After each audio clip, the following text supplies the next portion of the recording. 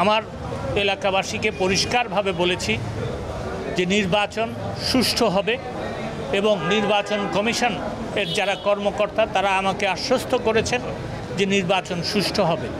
আমার জনগণকে আমি বলেছি তাদের পছন্দ মতো ভোট দিতে।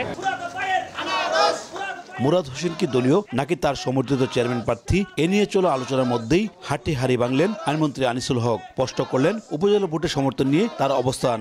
মূলত মনোনয়নপত্র দাখিলের পর নিজেকে স্থানীয় সংসদ সদস্য ও আইনমন্ত্রী আনিসুল হকের প্রার্থী হিসেবে প্রচার করে আসছিলেন মুরাদ। এমনকি তাকে দলীয় প্রার্থী বলেও দাবি করে আসছেন তাকজিল খলিফা কাজল।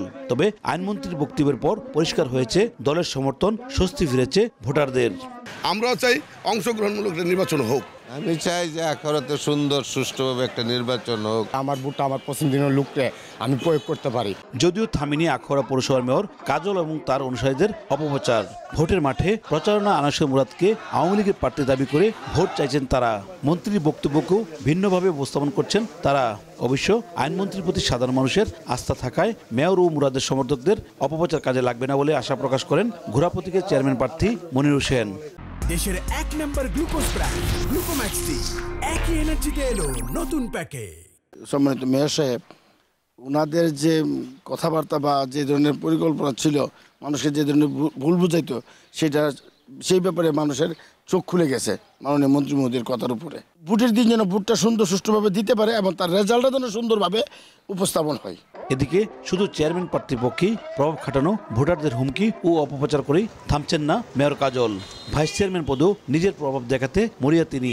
তার প্রশ্রয়ই ভোট ছাপিয়ে নেওয়ার হুমকি দিচ্ছেন ভাইস চেয়ারম্যান প্রার্থী শাহাবুদ্দিন বেগ শাপলু। উপজেলা ছাত্রলীগের সভাপতির এমন বক্তব্যে সুষ্ঠু ভোট নিয়ে শঙ্কা জানিয়ে সংবাদ সম্মেলন করলেন অপর ভাইস চেয়ারম্যান প্রার্থী জুয়েল রানা।